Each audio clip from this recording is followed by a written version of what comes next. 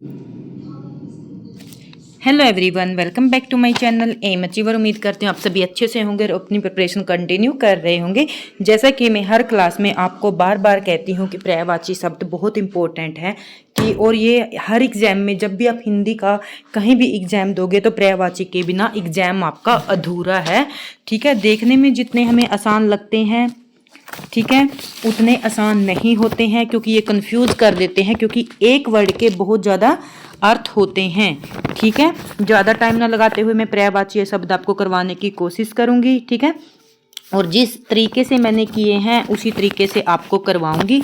ठीक है, तो सबसे पहले हम करते हैं अंग। ठीक है, अंग क्या होता है? हमारा शरीर होता है। ठीक है, तो आप सबसे पहले क्या करोगे, अपने शरीर को देखो, टच करके देखो, तो हमें अपने बॉडी के सभी पार्ट के नाम पता होने चाहिए। ठीक है, जैसे हम अपने शरीर को क्या कह सकते हैं, समझो यहाँ पर हम अपने शरीर को अंश बोल सकते हैं। ठीक है, हम अपने शरीर को क्या बोल सकते हैं? अंश बोल सकते हैं, अवयव बोल सकते हैं, ठीक है, हिस्सा बोल सकते हैं, भाग बोल सकते हैं। तो इस तरीके से आपको याद हो जाएंगे। ठीक है, जब भी आप अपने शरीर को देखो तो एक बार माइंड के अंदर रिकॉल करके देखो, मेरा शरीर है, इसके क्या क्या नाम है? इसका नाम है अंश, अवयव, हिस्सा, भाग। ठीक है, इनके नाम आपको याद रखने हैं।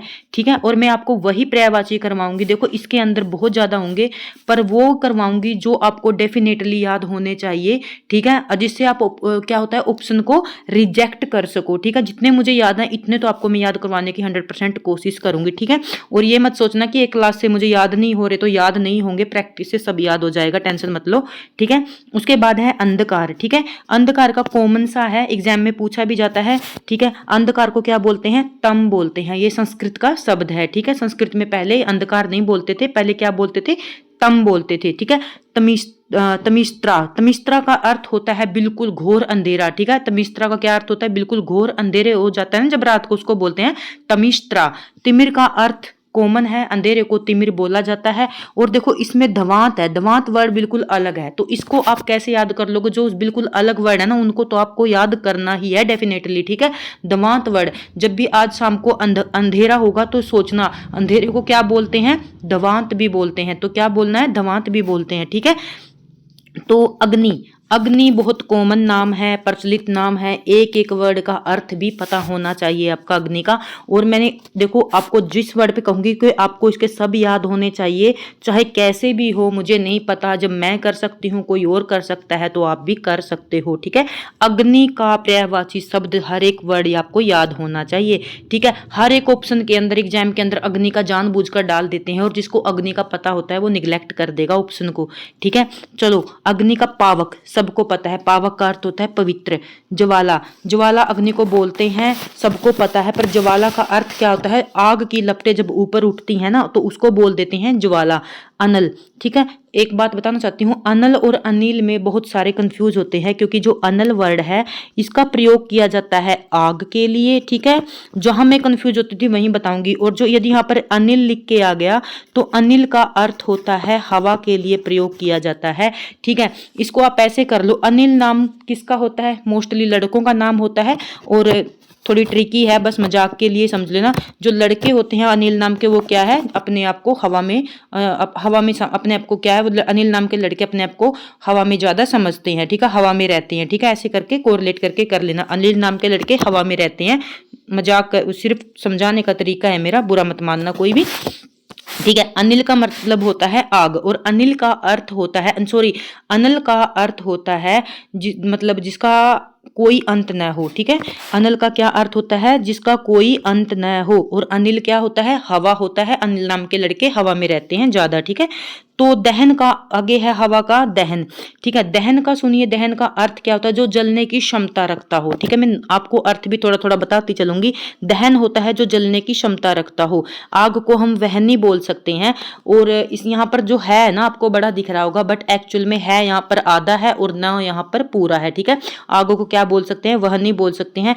वैश्वानर बोलते हैं। वैश्वानर बोलने के पीछे लॉजिक है, क्यों? जब भी देखो, जो वैश्वानर मतलब पूरे विश्व के नर, ठीक है। वैश्वानर का अर्थ होता है पूरे विश्व के नर के अंदर जो भी इंसान है या जीव है, सबके पेट में क्या है, आग होती है, जिसको जठराग्नि बोलते हैं। तो इसलिए इसको क्या बोलते हैं, विश्व के नरों में जो अग्नि होती है उसको बोलते हैं वैश्वानर। ठीक है। धूमकेतु किसको बोलते हैं, आग को बोलते हैं। धूमकेतु एक वो ग्रह है ना, उसके पीछे क्या होती है, आग होती है, तो उसको धूमकेतु बोलते हैं। कृषाणु बोलते हैं। ठीक है। कृषाणु बोलने का कारण क्या है, ये बहुत सूक्ष्म, जब ये आग है ना ऊपर की तरफ उठती है तो बहुत मतलब छोटी हो जाती है। ठीक है। तो ये छोटी सूक्ष्म होकर सब कुछ क्या कर देती है, भस्म कर देती है। इसको बोलते हैं कृषाणु बोलते हैं। आग को जात देव बोलते हैं, आग बोलते हैं। मैंने आपको अर्थ बताने की पूरी कोशिश की है। ठीक है। अनल और अनिल में कंफ्यूज करने के लिए समानार्थी में ये पूछ लिया जाता है। मैंने आपको अच्छे से बता दिया, अनिल नाम के लड़के से याद कर लेना। उसके बाद है अनुपम। ठीक है।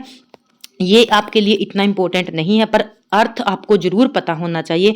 अनूप, अद्वितीय, अपूर्व, अद्भुत, अतुल, अनोखा। ठीक है। अतुल्य, तो ये नहीं कहूंगी, ये आपको याद होना चाहिए, बट इसके अर्थ आपको पता होना चाहिए। ठीक है। अन्वेषण, अन्वेषण का अर्थ हमें पता है क्या होता है। अन्वेषण होता है खोज होता है, गवेषण होता है जांच करना, छानबीन करना, पूछताछ करना, अनुसंधान करना। जहां पर समय नहीं लगाना वहां पर समय नहीं लगाएंगे, बस आपको इनके अर्थ पता होने चाहिए। पर कुछ शब्द ऐसे हैं जिसको आपको रटना है, याद करना है, कैसे भी करो। मैंने आपको अर्थ भी बता दिए, कैसे भी करो, मैं कर सकती हूँ, आप भी कर सकते हो। ठीक है। सभी एक समान है। अभिमान, अभिमान का अर्थ होता है अस्मिता। ठीक है। अभिमान का क्या अर्थ होता है, अस्मिता, अहम, अहंकार, अहभाव, अहमन्यता, आत्म श्लाघ, गर्व, घमंड, दर्प, दंभ, मान, मद, मान, मिथ्या अभिमान। ठीक है। तो आपको भी इनके अर्थ पता होने चाहिए। ठीक है। ताकि जो इन देखो, हमको सबको पता है, अहम भाव बोलते हैं, अहंकार बोलते हैं अभिमान को, अस्मिता बोलते हैं, अहम बोलते हैं। ठीक है। जो आपको अलग से वर्ड लगे उनको याद कर लो। ठीक है। अभिमान को गर्व बोलते हैं, हमें पता है। घमंड बोलते हैं, पता है। पर मद, मान और दर्प और दंभ, इसको याद कर सकते हैं क्योंकि इनका हमें नहीं पता कि अभिमान को ये वर्ड भी बोलते हैं। ठीक है। उसके बाद अमृत। ठीक है। अमृत के आपको याद करने हैं, जैसे आग के करने हैं, अमृत के करने हैं, अंग के करने हैं। अमृत के भी आपको सभी पर्यायवाची पता होना चाहिए। ठीक है। तो अमृत, इसके अंदर जो अग्नि का था ना, अभी अग्नि, इसके अंदर वो नहीं दिया है। अग्नि को वो बोलते हैं, हुतासन भी बोलते हैं। ठीक है। सीखी भी बोलते हैं, ये भी आप अच्छे से करना। आग को हुतासन क्यों बोलते हैं, देखो यदि आपको कहीं मिले तो मुझे अभी याद आया, हुतासन। हुतासन का अर्थ होता है आहुति, और असन का अर्थ होता है भोजन। जब हम आग के अंदर आहुति गिरते, आहुति डालते हैं ना, जब भी हम कोई भी मतलब वो करते हैं, पूजा पाठ करते हैं, तो आग का भोजन क्या होता है, हुत मैंने होता है जो आहुति, तो आग का भोजन क्या होता है, आहुति होता है। आहुति को ग्रहण करने वाली, तो आग को क्या बोलते हैं, हुतासन भी बोल देते हैं, सिखी भी बोल देते हैं। जिसकी शिखा ऊपर की ओर उठती है, आग को क्या बोल देते हैं, सिखी भी बोल देते हैं। ठीक है। तो कभी ना कभी आपको बोर्ड पे पढ़ाऊंगी तो बहुत अच्छे से समझाऊंगी। ठीक है। आगे हम थे अमृत के पास। ठीक है। अमृत के आपको सभी याद होने चाहिए। अमृत को मोस्टली मुझे पता है, अमृत के तो सभी को याद होंगे। अमृत को सोम बोलते हैं। ठीक है। सुधा बोलते हैं, अमीय बोलते हैं, पीयूष बोलते हैं, क्योंकि पीयूष नाम भी होता है, मधु नाम भी होता है। मधु मतलब मीठा, अमृत जैसा। अमी बोल देते हैं, सुरभोग बोल देते हैं। सुर का अर्थ होता है देवता, देवता जिसका भोग करते हैं उसे बोलते हैं अमृत। ठीक है। अमृत के आपको सभी पर्यायवाची शब्द आने चाहिए। ठीक है। उसके बाद है जंगल। जो मैं आपको स्टार लगाऊंगी वो आपको याद करने हैं, चाहे वीडियो दोबारा देखिए या फिर आपके पास कोई बुक है वहां से करिए, या आपके पास नोट्स हैं वहां से करिए। ठीक है। अरण्य, अरण्य को करिए, क्योंकि जब तक आपको 60, 70, 80 पर्यायवाची याद नहीं होंगे तब तक आप ऑप्शन निग्लेक्ट नहीं कर सकते। ठीक है। अरण्य, अरण्य का अर्थ होता है जंगल। जब भी आप आसपास जंगल देखो तो माइंड में रिकॉल किया करो कि जंगल, जंगल को क्या क्या बोलते हैं। जैसे किसी न किसी के आसपास सिटी में या फिर गांव में जंगल जरूर होता है। जब भी उसको देखो तो थोड़े 2 मिनट मन में विचार करना, जंगल को क्या क्या बोलते हैं। वन कॉमन है, सब बोलते हैं। कानून है, सब बोलते हैं, पता है कानून है। ठीक है। नहीं बोलते तो कानून याद होना चाहिए। ठीक है। जो आपको याद करने हैं ये 3 वर्ड करने हैं जंगल के लिए। ठीक है। अरण्य, अरण्य का अर्थ आपको पता होना चाहिए। अरण्य जंगल को बोलते हैं। ठीक है। अटवी लिखा आ सकता है, अरण्य आपको पता होना चाहिए। जंगल को क्या क्या बोलते हैं, जंगल, वन, कानून कॉमन है, सब जानते हैं। जो नहीं जानता वो आप करिए अटवी। जंगल को जब देखो तो देखो जब भी कोई बोले आसपास जंगल है तो आपने मन में सोचना है वो अटवी है, वो कंतार है, ठीक है, वो विपिन है, विपिन नाम भी होता है, ठीक है, जिसका नाम विपिन है सोच लो इसका अर्थ जंगल है, ठीक है। विपिन, कांतार, अटवी, आपको ये 3 याद करने हैं, ठीक है, और आप कर सकते हो, पहली बात ये, ठीक है। उसके बाद आता है असव। असव किसको बोलते हैं? घोड़े को बोलते हैं, और ये घोड़े का क्या है? तत्सम शब्द है, ठीक है। घोड़े का क्या है? ये तत्सम शब्द है, ठीक है। यदि आपको घोड़े का कभी तत्सम शब्द पूछ लिया जाए, जैसे अब की बार EMRs में तत्सम शब्द पूछे गए थे, एग्जाम उठा के देखा करो, कोई भी एग्जाम हो हिंदी का, तो वहां से हमें बहुत नॉलेज मिलती है।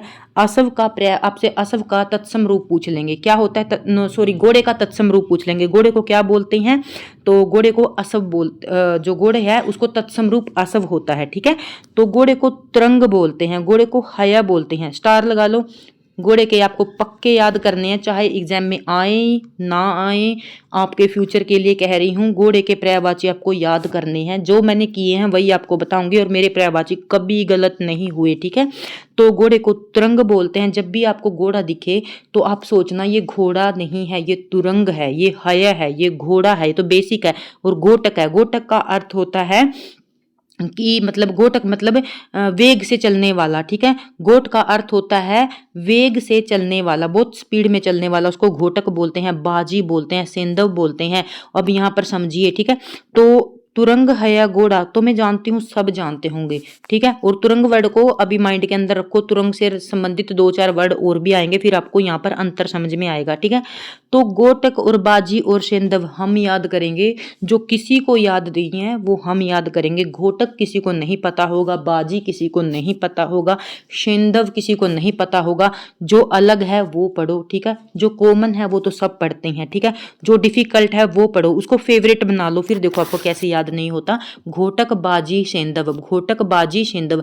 देखो जब भी आसपास देखो कभी भी घोड़ा निकलता है तो मैं देखती हूँ तो मैं याद कर लेती हूँ, ये बाजी है, ये सेंधव है, ये घोटक है, ठीक है। आप ऐसे किया करो, फिर कभी नहीं भूलोगे, ठीक है। असुर, असुर के आपको घोड़े को जैसे असुर के भी आपको सभी याद होने चाहिए, ठीक है। असुर जो राक्षस होते हैं उसका वर्ड है अनुज। असुर को क्या बोलते हैं? अनुज बोलते हैं। दानव, दैत्य, राक्षस, ये तो हर कोई जानता है, ठीक है। असुर को दानव बोलते हैं, दैत्य बोलते हैं, राक्षस बोलते हैं, धनुज बोलते हैं, ठीक है। और तमीचर, तमीचर क्यों बोलते हैं आपको ये भी पता होना चाहिए, मैं उम्मीद करती हूँ आपको पता होगा। तम का अर्थ मैंने अभी बताया था, अंधेरा होता है। और तमीचर जो अंधेरे में चरण करते हैं, विचरण करते हैं, जो अंधेरे में चलते हैं, ठीक है, उसको बोलते हैं तमीचर। जो रात के, ध्यान से सुनो यहाँ पर, यदि कोई वीडियो ध्यान से देख रहा है, जो रात के पर्यायवाची शब्द होते हैं ना, जो रात के पर्यायवाची, उनमें जो यदि आप चर लगा दोगे तो वो राक्षस के पर्यायवाची बन जाएंगे, समझे आप। तमीचर रात को चलने वाले, निशाचर, ठीक है, रात को निशा बोलते हैं ना, तो निशाचर मतलब रात में चर विचरण करने वाले, निशीचर, ठीक है। सुरारी, ठीक है, यहाँ पर आ गया सुरारी, ठीक है। सुरारी किसको बोलते हैं? असुर को बोलते हैं। रजनीचर, रात को क्या बोलते हैं? सुरारी का मतलब असुर होते हैं देव, और आरी का अर्थ होता है दुश्मन, मतलब जो देव होते हैं, देवों के दुश्मन को बोलते हैं सुरारी, ठीक है। रजनीचर, रजनी मतलब होता है रात, और रजनीचर का अर्थ होता है रात में आचरण करने वाले, विचरण करने वाले। मैंने आपको फिर से बता रही हूँ, और मैं बार बार इसलिए बता रही हूँ ताकि आपको याद हो जाए। तो रात में जो रात के पर्यायवाची शब्द हैं उनमें आपको चर लिखा मिल जाए रात के पर्यायवाची शब्दों में, ठीक है। रात के पर्यायवाची शब्दों में यदि आपको चर मिल जाए तो वो किसके, असुर के क्या हो जाएंगे? वो पर्यायवाची शब्द बन जाएंगे, ठीक है। मैं उम्मीद करती हूँ आपको अच्छे से याद हो गया होगा, ठीक है। तो रजनीचर, यातुधान, देखो अब यहाँ पर यातुधान अलग है, हम इसी को याद करेंगे, ठीक है। ये तो सब कोई कर लेंगे, रजनीचर, धनुज, दानव, राक्षस, तमीचर, हम करेंगे इन दोनों को, ठीक है। इंद्रारी, इंद्रारी मतलब इंद्र के शत्रु कौन थे? असुर थे, ठीक है। इंद्र मैंने इंद्र भगवान, आरी का अर्थ होता है शत्रु, ठीक है, आरी का अर्थ होता है शत्रु, ठीक है। मेरे पास देखो स्मार्ट बोर्ड नहीं है, वाइट बोर्ड है, पर वहाँ पर अभी टाइम लग जाएगा, तो मैं आपको एक एक वर्ड अच्छे से समझा सकती थी। ग्रामर भी एक कॉन्सेप्चुअल सब्जेक्ट है, ये मानकर चलो, और ये ट्रिक से नहीं आएगा, ठीक है। ये आपको करना पड़ेगा, आपका थोड़ा टाइम लेगा, फिर आपको अच्छे से आ जाएगा, ठीक है। आरी का अर्थ होता है शत्रु और इंद्र का अर्थ होता है इंद्र भगवान। इंद्रों का शत्रु कौन होते हैं? असुर होते हैं, ठीक है। इंद्र के पर्यायवाची में यदि आरी वर्ड लिखा मिल जाए तो वो क्या है? वो असुर का पर्यायवाची शब्द है। यातुधान आपको याद रखना है, यातुधान बिल्कुल अलग वर्ड है, ये आपको याद रखना है, कैसे भी करो करना पड़ेगा, ठीक है। और वीडियो अब मुझे लग रहा है कि लंबी होगी पर्यायवाची की, मैं कोशिश तो जल्दी जल्दी करवाने की करूंगी, पर समझ में आना चाहिए, ठीक है। यहाँ पर कोई ट्रिक नहीं चलेगी, यहाँ समझ चलेगी अपनी, ठीक है। अनि, अनि आपने याद रखना है, ये भी इंपॉर्टेंट है, ठीक है। अनि का अर्थ होता है सेना, ठीक है। जब भी अनि लिखा आ जाए, जब भी हम इंडियन आर्मी को देखो तो याद होना चाहिए कि हमारी हिंदी भाषा में सेना को क्या बोलते हैं? दल बोलते हैं, सबको पता है। सेना बोलते हैं, सबको पता है। फौज बोलते हैं, सबको पता है।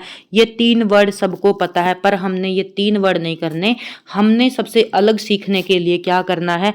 चम्मू याद करना है, अनि कनी याद करना है, अनि से अनि किनी, ठीक है। अनि किनी और कटक, हमने ये 3 वर्ड याद करने हैं, जो सबने कर रखे हैं, हमें सबसे अलग पढ़ना है। चम्मू अनि कनी, चम्मू अनि कनी, ठीक है, और कटक। आप ये 3 याद करोगे, दल सेना फौज कॉमन कोई भी कर लेगा, ये तो मेरे बेटे को भी आते हैं।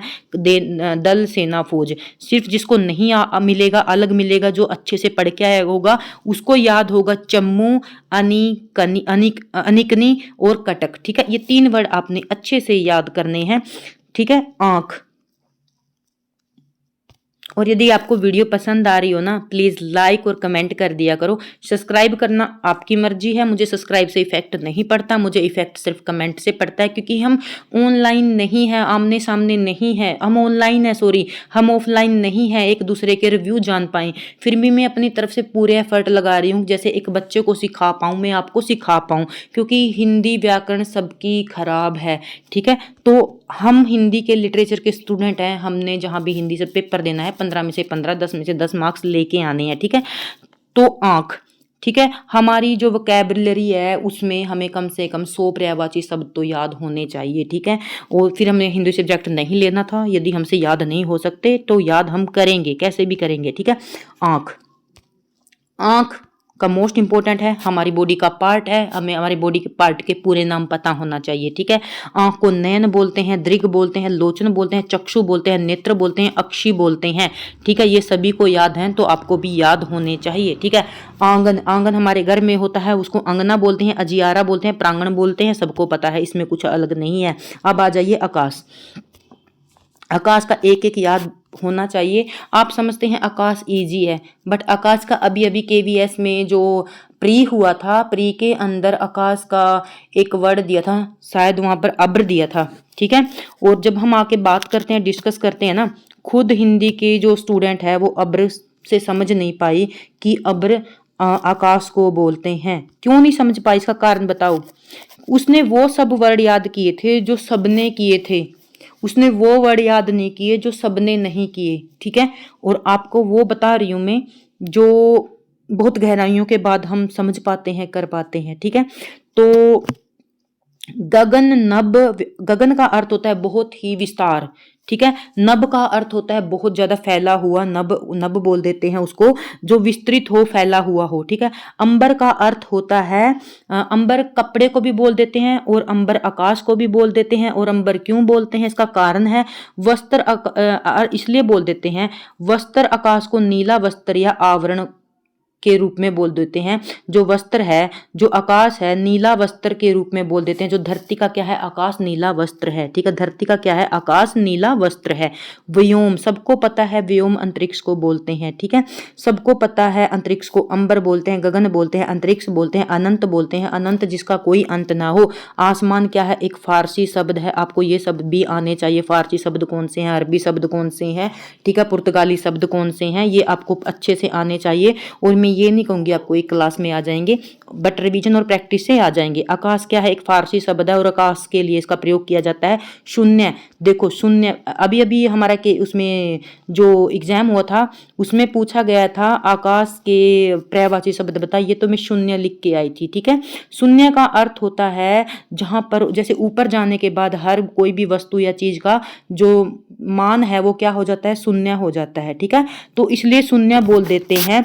या फिर खाली पारदर्शी, आसमान ऊपर से क्या है, खाली है, बिल्कुल पारदर्शी दिखाई देता है, कुछ भी दिखाई नहीं देता, तो उसको शून्य बोल देते हैं। ठीक है, पुष्कर बोल देते हैं। पुष्कर किसी का नाम भी होता है, जहां पर आपको पुष्कर नाम दिखे तो उसको क्या है, उसका अर्थ क्या है, आकाश है। ठीक है, आकाश है, आसमान है। ठीक है, और विपिन, देखो अभी हमने जंगल का नाम याद किया था, पुष्कर नाम होता है, विपिन भी देखो किसी न किसी का नाम है, विपिन का अर्थ क्या होता है, जंगल होता है। ठीक है, जैसे मुझे याद है ना, आप बिल्कुल ऐसे याद करो। ठीक है, तो सबसे आपको जहां पर बताना चाहूंगी, अब्र, अब्र आप याद करेंगे। ठीक है, हिंदी के स्टूडेंट को भी याद नहीं है पर आप याद करो, आप भी हिंदी के स्टूडेंट हो, अलग करो। ठीक है, अब्र क्या है, अब्र आसमान का पर्यायवाची है, घो। ठीक है, ये घो है, इसको क्या करना है, आसमान का पर्यायवाची है, ये याद करो। तारापथ है, ये सब जानते हैं आसमान का पर्यायवाची है। आपने इन तीनों को करना है, शून्य को करना है, अब्र को करना है, घो को करना है। और एक और मैं बता देती हूँ जो यहाँ पर नहीं लिखा गया है उसको मैं बता देती हूँ। ठीक है, जो खे होता है ना, ख, जो ख देख लीजिए, ख भी पर्यायवाची, जो खे है ना वो किसका पर्यायवाची है, वो आसमान का पर्यायवाची है। अकेला ख कहीं लिखा आ जाए तो कंफ्यूज मत होना, ये आकाश का पर्यायवाची शब्द है। ठीक है, उम्मीद करती हूँ आप अच्छे से समझ गए होंगे। ठीक है, मैं बार बार इसलिए बोलती हूँ, मुझे ये लगता है कि आप कहीं समझ ना पाए। ठीक है, ख आसमान का पर्यायवाची है, लिख लीजिए दिमाग के अंदर अपने, ख आसमान का पर्यायवाची है, क्योंकि ये मैंने आप कभी किसी को पढ़ाते हुए नहीं देखा और ना ही कोई बताता है। क्योंकि खेचर, एक बार ना खेचर आया था, पक्षी का पर्यायवाची खेचर लिखा हुआ था, खेचर। ठीक है, खे का अर्थ होता है आकाश और चर का होता है आकाश में आचरण करने वाला, चरने मतलब विचलन करने वाला, विचरण करने वाला। खे का अर्थ आकाश और चर का अर्थ आकाश में विचरण करने वाला, उसका अर्थ होता है पक्षी। ठीक है, तो ऐसे आप याद कर लेंगे, खे का अर्थ आकाश होता है। उम्मीद करते हैं आपको अच्छे से समझ में आ गया होगा, ये सबको याद है। आपको सिर्फ मैंने 3 वर्ड दिए हैं, अब्र, गो और ये और ख, आपको ये 4 वर्ड याद करने हैं। यदि आप मेरे से पढ़ रहे हैं तो ये 4 आपको याद होने चाहिए। ठीक है, उसके बाद आनंद, इतना इंपॉर्टेंट नहीं है पर अर्थ आपको पता होना चाहिए। आनंद का अर्थ सुख होता है, हर्ष होता है, हर्ष किसी का नाम होता है, नाम से भी याद कर सकते हैं। जो हर्ष नाम का लड़का है वो प्रसन्न रहता है, वो आमोद में रहता है, वो उल्लास रहता है, वो आहाद में रहता है, वो सुख में रहता है। ठीक है, आप अच्छे से याद कर पाओगे, आनंद इजी है। अब आ जाइए आम, आम के आपको सभी पर्यायवाची याद होने चाहिए, जिसको मैं बोलूंगी स्टार लगाऊंगी उसके आपको होने चाहिए। आम को आम्र बोलते हैं, ये इसका तत्सम रूप है। यदि आम का कोई आपसे तत्सम रूप पूछ ले तो क्या है, आम्र है, रसाल है, पिक बंधु है। ठीक है, पिक बंधु इसको क्यों बोलते हैं, जब आम के पेड़ वसंत ऋतु आती है ना, कोयल को बोलते हैं ना पिक, जब वसंत का मौसम आता है ना, आम के पेड़ पर गुठलियां लगनी स्टार्ट हो जाती हैं तो उसको बोलते हैं पिक बंधु, और उस पे आकर कोयल बैठती हैं, तो इसलिए आम को क्या बोलते हैं, पिक बंधु बोल देते हैं। सहकार बोल देते हैं, अति सौरभ बोल देते हैं। अति का अर्थ होता है अधिक, और सौरभ का अर्थ मैंने आपको जब 6 पता नहीं 7 की बुक पढ़ाई थी तो सुगंध आपको बताया था मैंने, सुगंध, क्योंकि मैं आपको जब भी एनसीईआरटी करवा रही हूं तो वर्ड के मीनिंग भी करवा रही हूं, और वर्ड के मीनिंग करवाने का पीछे मेरा ये अर्थ है, जब भी पर्यायवाची शब्द आए तो आप अच्छे से कर पाओ। सुगंध, अति सौरभ, मतलब इनकी सुगंध क्या है, आम की बहुत ज्यादा होती है। अमृत फल, इसको क्या बोलते हैं, अमृत फल भी बोलते हैं। ठीक है, मीठा फल होने के कारण इसको क्या बोल देते हैं, अमृत फल बोल देते हैं। और इस पे मैंने स्टार लगाया, इसको आपको करना है। ठीक है, कैसे भी करिए बट करना है, मुझे नहीं पता, मुझसे आपको मुझे आपसे याद चाहिए। ठीक है, आश्रम, आश्रम को क्या बोलते देते हैं, आपको सभी अर्थ इसके पता होने चाहिए, बट ये नहीं कहूंगी आपकी डिक्शनरी में होना चाहिए पर याद होना चाहिए। जब भी हम किसी आश्रम में जाएं तो सोच लेना वो मठ है, वो विहार है, वो कुटी है, वो अखाड़ा है, वो संघ है। ठीक है, देखो अब सबका अर्थ सबको, मठ का पता होगा, विहार को पता होगा, कुटी का पता होगा, अखाड़ा का, बट संघ का अर्थ कुछ ही बच्चों को पता होगा, तो आप उन कुछ में से बनो, सब में से मत बनो, संघ याद रखना, आश्रम को बोलते हैं। ठीक है, उसके बाद है हमारा इच्छा, टाइम बहुत ज्यादा हो गया, तो इच्छा, इच्छा का अर्थ होता है आकांक्षा, व्यंछा, अभिलाषा, मनोरथ, स्पृहा, चाह, कामना, इहा, वासना। ठीक है, इच्छा के आपको पर्यायवाची याद होने चाहिए, यहाँ पर स्टार लगा लो, बट इतना नहीं कहूंगी कि टिप्स पे होने चाहिए, बट इच्छा के पर्यायवाची आपको याद होने चाहिए। कौन कौन से होने चाहिए सिर्फ वही बताऊंगी। एक तो ये वाला वर्ड आपको याद होना चाहिए। एक मनोरथ सबको पता है, मतलब मेरा मनोरथ पूरा हो जाए पता है। स्पृहा, स्पृहा याद होना चाहिए, अलग वर्ड है। ठीक है, तो आपको इहा ये पता होना चाहिए। कामना सबको पता है। वासना यदि किसी को नहीं पता है तो वासना का अर्थ भी इच्छा होता है। हिंदी के स्टूडेंट होने के नाते आप वासना का अर्थ अच्छे से जानते होंगे। काम, वासना, इच्छा सभी इसी के अंतर्गत आते हैं। ठीक है, इन 4 वर्ड आपको याद होने चाहिए। आप डिफिकल्ट करोगे, जो सबको आता है वो नहीं करोगे। इंद्र, अब आ जाइए, इंद्र के सभी पर्यायवाची याद होने चाहिए। इंद्र की पत्नी के भी और इंद्र के भी, दोनों के साथ में दिए हैं, दोनों के आपको याद होने चाहिए। ठीक है, इंद्र किसको बोलते हैं? सुर होता है देव, सुरपति को इंद्र बोलते हैं, देवराज को इंद्र बोलते हैं, हर कोई जानता है। मध्वा को इंद्र कम ही जानते हैं। ठीक है, आप ये वर्ड याद करोगे। शचीपति क्यों बोलते हैं? क्योंकि इंद्र की पत्नी का नाम शची है। इंद्र की जो पत्नी है इसका नाम शची है। ठीक है, और एक आपको बता दूं, यदि आपको पता है, जो भी हमारे घूमने वाले शब्द होते हैं ना, ऐसे घुमावदार, इनके ऊपर कभी भी पूरा सिरोरेखा मत लगाइए। जैसे हम थ लिखते हैं तो यहां से स्टार्ट कीजिए। ठीक है, ये आप लिखते समय ध्यान रखिए, कभी भी जो घुमावदार वर्ड होते हैं ना हमारे, इनके ऊपर डंडा नहीं लगता, रेखा नहीं लगती। ठीक है, देखो यहाँ सा के ऊपर दूर से स्टार्ट किया मुझे, इसलिए आपको याद आ गया। सुरपति, ठीक है, देवराज, महेंद्र। जब भी आपको कोई महेंद्र नाम का लड़का मिले तो सोच लेना इसका नाम क्या है, ये इंद्र का पर्यायवाची है। सुरेंद्र क्या है? ये इंद्र का पर्यायवाची है। देवेंद्र क्या है? इंद्र का पर्यायवाची है। सच कहूं तो ये मेरी फैमिली के आसपास तीनों हैं, तो मैं इनके पर्यायवाची कभी नहीं भूलते। कोई ढूंढो, अपने रिश्तेदार में ढूंढो, आसपास ढूंढो, महेंद्र, सुरेंद्र, देवेंद्र, ये तीनों क्या है? इंद्र के पर्यायवाची हैं। ठीक है, मेघ वहन, जो बादल है, जो मेघ है उनका वहन करने वाला। ठीक है, पुरुहूत, जो आपको वर्ड करने हैं वो बता देती हूँ। मध्वा करना है, सचीपति करना है। सचीपति क्यों? जो सची है वो इसकी पत्नी का नाम है, इसलिए सचीपति है। पुरंदर हर कोई जानता है, इंद्र को पुरंदर बोलते हैं। ठीक है, मेघ वाहन बोलते हैं। पुरुहूत और यासव, ये 2 वर्ड आपने याद करने हैं, और एक मध्वा, ये आपको याद करने हैं, कैसे भी करो जरूर करने हैं। उसके बाद आ गया इंद्राणी। ठीक है, देखने में जितने हमें इजी लगते हैं ना पर्यायवाची, इतने इजी नहीं होते। ये थोड़ी एक भी जल का पूछ लिया, पानी नीर बोल दिया हमने, ये बस पर्यायवाची हैं, नहीं। जो डिफिकल्ट हैं वो होते हैं पर्यायवाची। तो असल में इंद्राणी, इंद्र की पत्नी। इंद्रवधु, जो इंद्र की पत्नी है। इंद्राणी, इंद्र की पत्नी। मधवानी, माधव, मधवा जब इंद्र का पर्यायवाची है तो मधवानी इंद्र की पत्नी है। अब एक और आपको बता देती हूँ, जो जितने भी इंद्र के पर्यायवाची होंगे ना, देखो जितने भी इंद्र के पर्यायवाची होंगे ना, ये इंद्र के पर्यायवाची, इनमें यदि, ठीक है, कुछ भी इंद्र के जो पत्नी पर्यायवाची होंगे ना, यदि इनमें ई वर्ड लगा दिया, ठीक है, ई प्रत्यय लगा दिया, तो वो इसके जो क्या है, इंद्र के पत्नी के पर्यायवाची हो जाएंगे। ठीक है, जैसे इंद्र वधु लगा दिया तो इंद्र की पत्नी। इंद्राणी इंद्र की पत्नी। मधवानी, इंद्र, मधवा से मधवानी लगा दिया तो इंद्र की पत्नी। शची इंद्रदेव की पत्नी है ही है। शतावरी इंद्र की पत्नी।